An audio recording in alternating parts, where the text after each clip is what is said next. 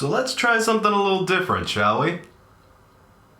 Well, not entirely different. I mean, we've done stuff like this before on the channel, but, fuck it, let's do it again.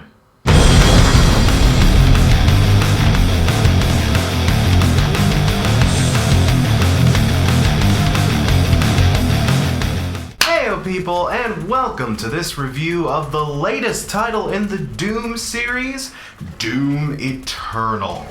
Fuck yeah! So yeah, if any of you guys are really long-time watchers and remember good old Game & Crash, rest in peace, Bobo. Some of you lot might remember this particular vid, where the original, well, not the original, but the new original, not the original, but the... God, video game timelines are weird. But if you do happen to remember that video, you probably remember that back when Doom 2016 originally came out, this little title came about this close to snapping my Game of the Year that year. And with the blessing of hindsight, maybe I should have given it to Doom 2016. But yeah, needless to say, I loved Doom. Oh my god, Doom 2016 was just a breath of fresh air, wasn't it? We hadn't seen something this fun and this crazy in the shooter genre in a long ass time. It was kinetic and fluid and chaotic and visceral and bloody and squishy and vengeful and just... God, it was the closest thing you could get to living out a death metal record without getting arrested in all 50 states. Doom was the fresh injection of life that genre needed after so many years of stagnation. It was just great. And when the sequel was announced, yeah, I just knew. Okay, when we do the rebrand, we're gonna do other stuff, we're gonna talk about games occasionally. The first motherfucker we gotta do is our lovely, perfect, shotgun, killy, shooty daddy. But yeah, after finally getting the chance to rip and tear my way through Doom Eternal, how does it stack up? Honestly, pretty good. But not as good as the first one. Can I explain?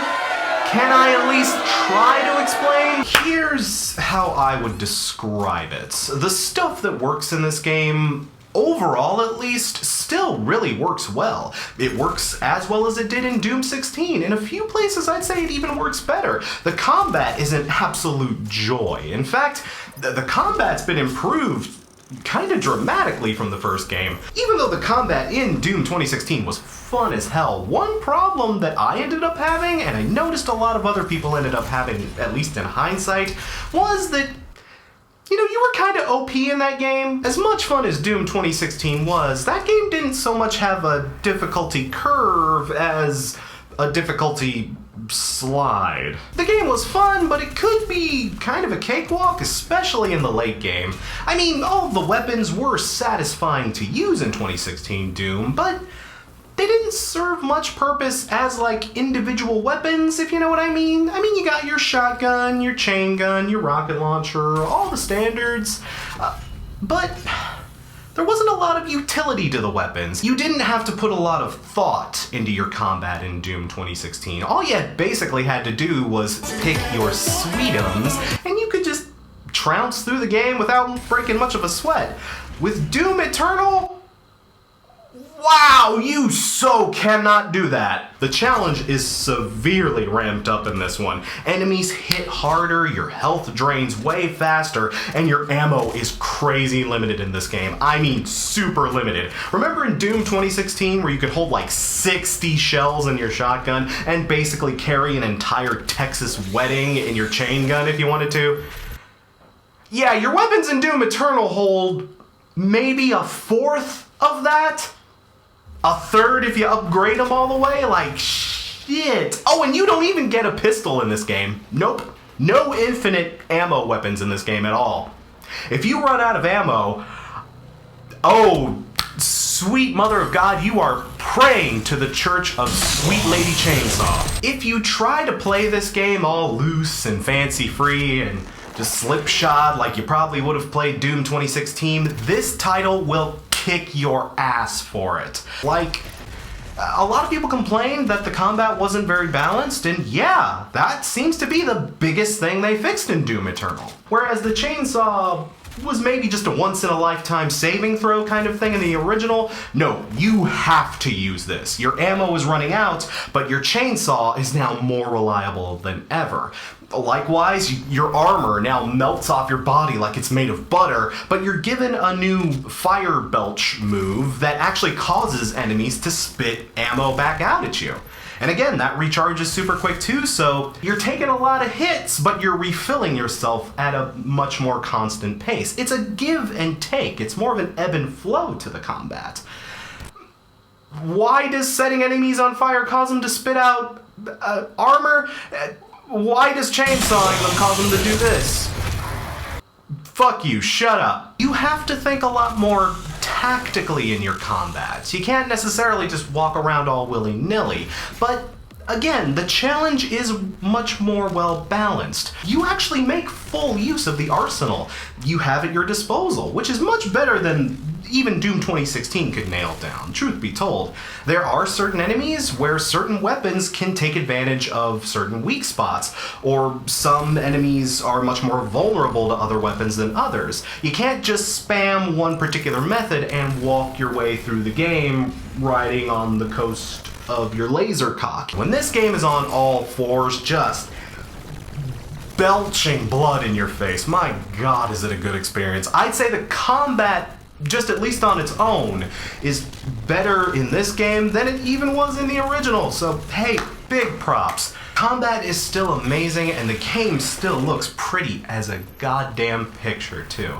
This game is just beautiful. Can I say that? It's beautiful in its own weird way, and it runs like a dream, too. I picked up the PC version, and I don't have like a Mega Beast or anything. It gets me by, but it ain't high-end by any means. But even on this machine, like, this game was just absolute eye candy. Almost everything in the game is just dripping with blood and gore, and the amount of times you crawl into the belly of some giant beast and wriggle around in its guts, just, it's fun, but in a slightly worrying way.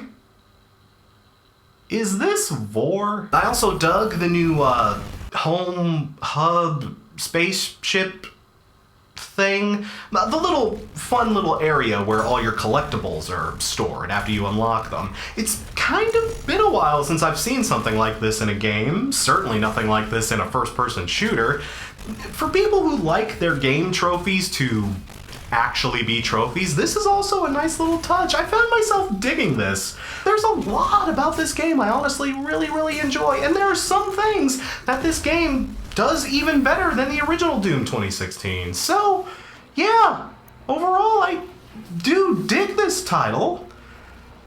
So why isn't it getting all aces from me then? Well, I'm sorry people, but there are some things this game just does strangely, God, I don't even know why they do things like this. For one, what the fuck is this story? How motherfucking dare you! Nobody plays Doom for the story! You ain't supposed to play Doom for the story, and it's the stupidest thing in the world to be complaining about the story of Doom! You know what, weird annoying guy? I'm with you. Wait, what? Yeah, I mean, who the hell plays Doom for the story? It's like the least important part of any Doom game. Who cares? Yeah, I agree. I'm glad we agree. You know who I wish agreed with us? Wow. The people who made Doom Eternal. Real talk, what the fuck is going on in this damn game? Remember a few sentences back where I mentioned that Doom Guy had, like, a spaceship? Well, yeah, Doom Guy just has a spaceship in this game. How did he get it? Why did he get it? Why is he using it? How does he know how to use it? I don't know, fuck you. And in the first mission, you get this weirdly complicated diatribe about having to go kill some hell priests or whatever. I don't remember any of this being even hinted at the first game. Vega, the AI from the last game, tells you some guy called the Betrayer is showing up on your radar and builds him up like he's supposed to be important. You're like, who is this? Who is the Betrayer? And who are the Sentinels and the Maker and the Dire Marker? And like, there are all these cutscenes where we're in the third person? And how can I teleport now? Why is this here? I hate having to be this guy too. I really do, because 99% of the time I am Mr. Narrative in gaming. I love a game with a good story, and I'm not even saying Doom couldn't get away with telling a good story. I suppose you could do it if you just had to, but man, this game, this is not how you do a good story. Characters and plot points are often just completely glossed over without even realizing who these people are, why these events are important, who anybody is, and why anything is happening. This game has a story that feels like there was a second game in the Doom series, like there was a game between this one and Doom 2016 that happened, but we didn't get to play it. So much stuff is just not explained or conveyed. I mean, if you want to tell a story, tell a story. But the way this game tells its story is mostly through optional codec entries that you collect as you play the game. Codecs that are actually collectibles too, so, you know, if you're not a 100% completionist, you could completely pass by some of these and then completely be lost in the dark with what you're talking about.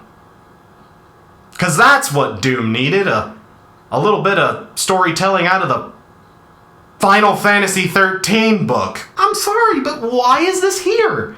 Remember in Doom 2016 at the very beginning when a character tries to force some story shit down your throat and Doom Guy literally shoves the monitor out of his face because fuck your shit? They just seem to have completely forgot what made the last Doom game story, or lack thereof, so appealing, and I know exactly what caused it too.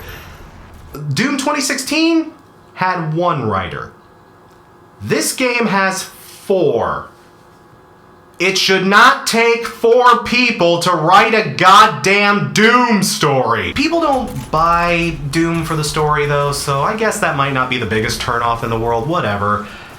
You want to know something else that people don't buy Doom for though? Something that I think will be a big turnoff? First-person platforming!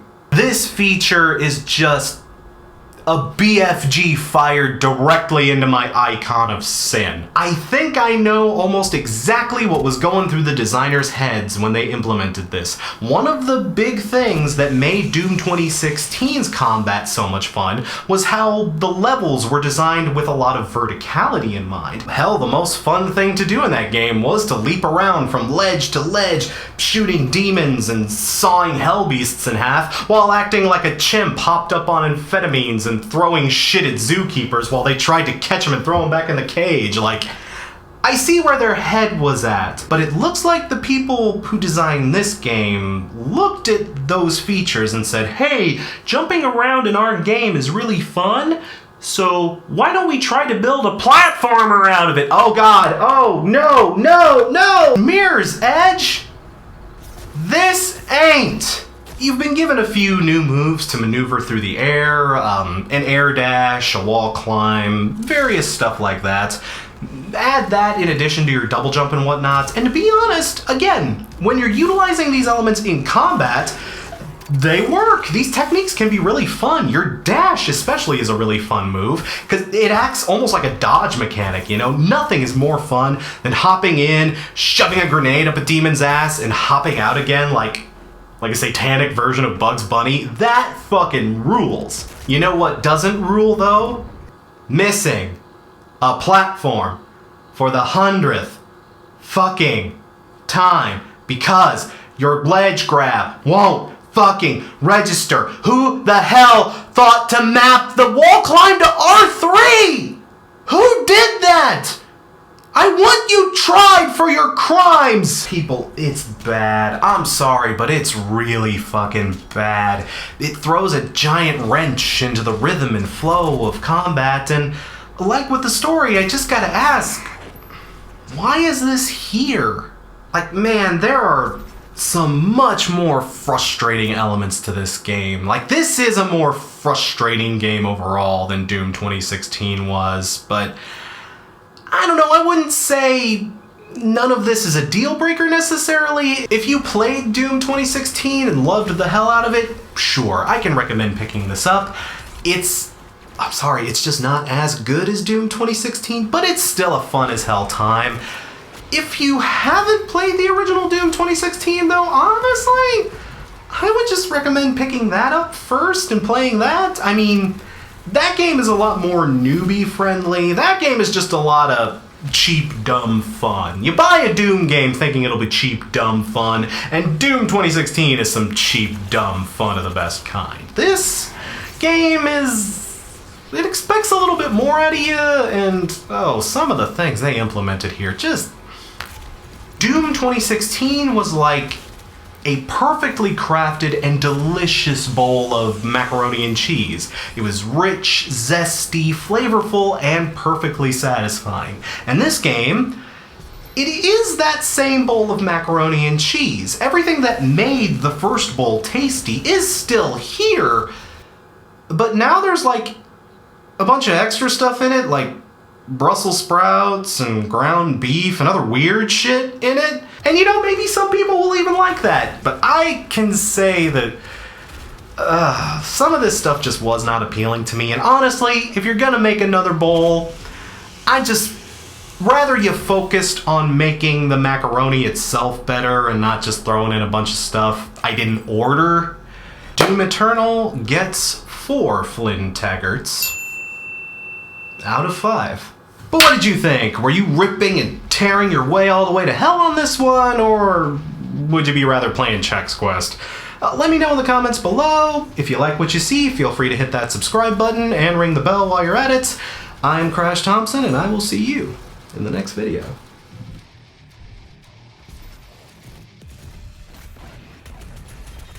Super special thanks to I Love Matter and Brandon Blanfield.